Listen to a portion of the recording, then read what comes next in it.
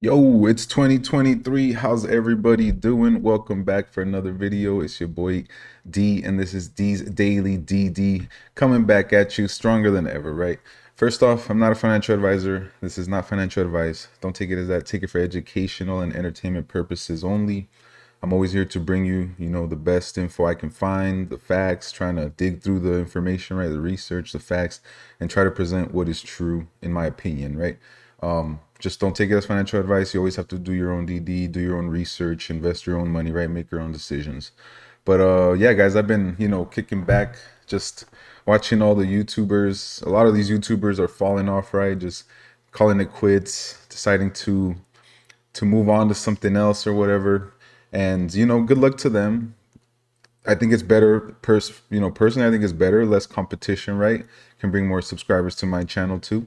But I just wish them the best. It's just that a lot of these YouTubers, you can tell that they don't have a lot of experience in the market. You can tell they started trading in the meme stock era, the meme stock frenzy, right?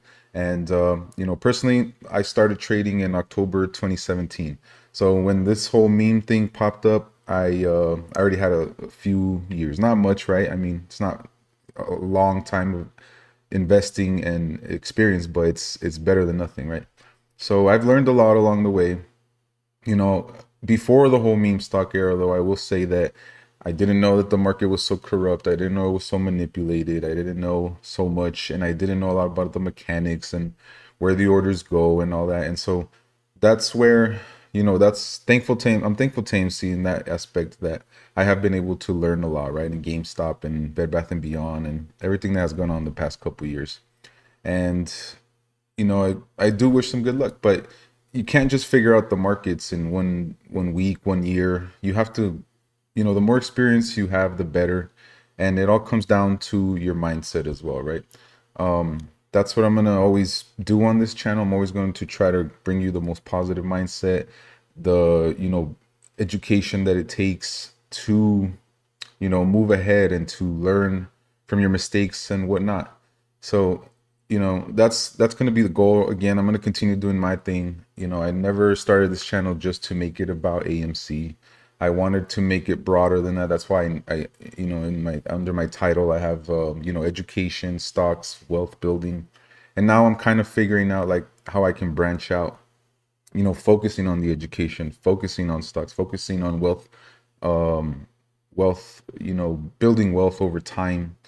Because when how I was taught in the markets when I first started all this was that it's not to get rich quick. It's not You're not really gonna, it doesn't really happen very often. Squeezes don't happen very often to that magnitude, but they're possible, right? They're always possible. But what my mentor told me was that you want to pick these companies when they're cheap, right? You want to buy in cheap, and you want to sell when they have a run, and you want to make profits, you want to collect profits, unless you have like an Apple or whatever. But like when I was younger, right, if I had this information, oh man, I mean, my life would probably be completely different, right? It didn't buckle down, like I said, till the past 5 years or so, when I started investing and learning and seeing what it was all about.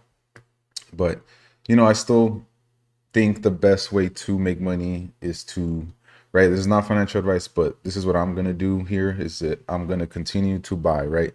The next 5 to 10 years, I'm going to look for opportunity in the market, right? In crypto, I'm going to see which ones, after doing my research, of course. So I'm always going to continue to look for opportunities. Right now with AMC, I'm going to prove to you why I still think there's a squeeze possibility right now, whether there's a lot of noise or FUD or whatever is going on. I drew something up for you guys, right? We'll get to that in 1 minute. I just want to explain that, there's going to be new opportunities. There's going to be new plays. Yeah, like as far as AMC, I've built up a position that I'm happy with. And there's the proposal of the vote, but there's no date on it, right? So I'm gonna just at the time of this recording, like today, how if nothing has changed right now, I'm gonna go to the data, right? Even though people say it's manipulated or corrupted, it's not the correct data. It's okay because I'm still using the same data, right? So when the squeeze happened in January 2021, I have the same data to look at, right, from the same websites and whatnot. And May and June, that run, right, I have the data. And now where we're currently sitting. That's what we want to pay attention to. And I just really want to, pop back in, let you guys know that I'm not leaving you. I'm here because I enjoy it. And I'm going to look at this as like a long-term thing. And I'm always going to try to bring you value and the best, information that I can get to you guys. And that's what I'm working on right now. That's what I've been doing besides watching other YouTubers drop out. I got this new book, Atomic Habits, and it's about how the smallest change like can in the long run really make a difference, right? And I read chapter 1, so I have to draw up some notes and things like that. I'm gonna explain each chapter to you guys, summarize it, because I'm doing the work, right? So that's why I always ask, please subscribe, hit that like button. I'll do the reading, right? If people don't like reading, I'll read and I'll summarize it, and then I'll present the information to you guys, okay? And that's how I believe I can bring value so people can learn. So let's yeah, that's all I got for that. Let's jump into just some information. I really want to make this a quick video though, so let's get to it. I have of course my whiteboard, and let's pay attention to this. And thank goodness for screenshots, because I have the screenshots to back it up, which I will show you right here. But check this out. So just by going by the data, guys, ignore the FUD, ignore the noise, ignore the time frame, right? I'm just going to go back to these dates. So on January 5th, 21, AMC price was around $1.48 before it ran to around $25, and that squeezed that run January 25th, 26, 27, right around there, right? It hit the peak of 25. Your short interest around the time was around 10%. The shares short was around 44 million shares that were short, and I could not find the cost to borrow fee. That's the only source of data, because as time moves on, the websites, they start to, erase, or you can't access the data. I couldn't find the data for the cost to borrow. But now, this was the second run. You had the price around 825, and before the adjustment, right before the split of APE and all that, and it ran to $72 to $77, depending if you're talking about regular hours or after or pre-market and all that. But this was on the 14th, around this price, right? And then it ran to that. At the time, you had a short interest of 22%, and shares short were 94 million. The cost to borrow was, again, it went from like 8-9% to over 100%. I remember, and the screenshot that I have, it says 90%. So I have that data. You're looking at this, right? And I know that it's been 2 years and whatever, blah blah blah. But if this play was truly over, I don't think the attention would still be on it. I don't think the FUD would still be coming out. And if there wasn't a squeeze potential, I think, the media would have walked away a long time ago and not focus on AMC, right? But they still talk about it a lot. And the number 3, this is where we're currently at. So the price is around 540 when you combine APE and AMC together, time of this recording, right? So the question is there going to be a third run, and how high is it going to run? I don't know. Just based on this past information, I would expect it to be higher than $72, pre-split. If they combine APE and AMC again, then we could, go back to referencing the old price, right? But these are the dates, right? So right now, from the 4th until the 31st, there is a possibility that it can explode, guys. I mean, it is the market. People can say yes or no. They can give you their opinion. But based on the data, that's what I think is the most important, right? Because the squeeze potential is there. You have the short interest on the AMC side at 21%, and you have the short interest at 6.74% on the APE side, with 108 million shares short on AMC and 34 million shares short on APE.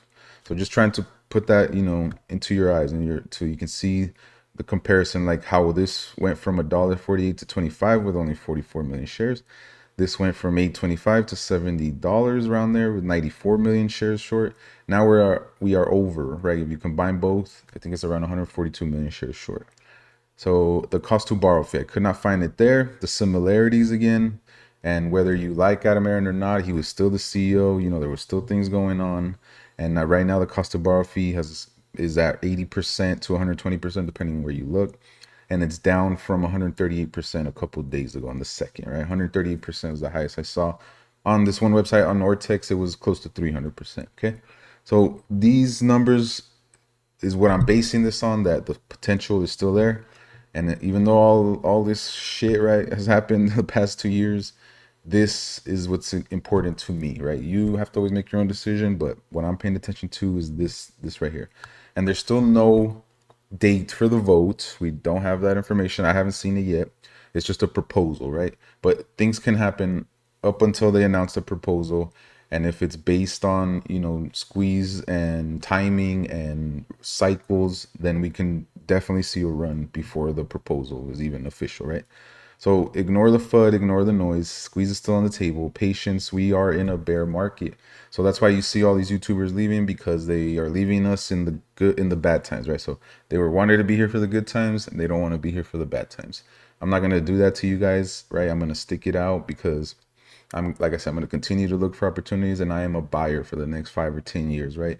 That way, in the next bull market, that's when the real money is gonna be made. But in my opinion, not financial advice, I think this is, if you have capital, right, or make it a system. So the thing is, what this book is going to teach us is the system, right? So you can have goals, but you need a system to get there, and your system is actually what can get you to the goal that you want to get to or not, right? By making small changes.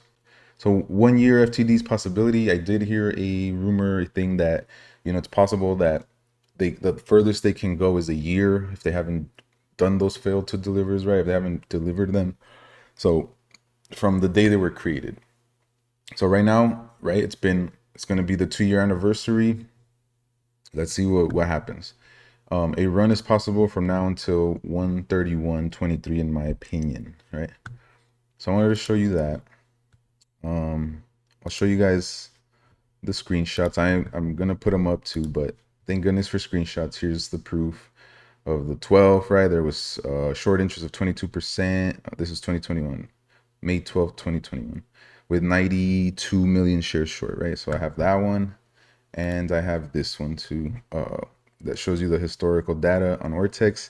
And like, that's what's funny. I know the float was smaller in January of 21, right?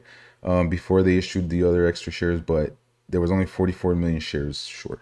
So, and only 1.21 days to cover.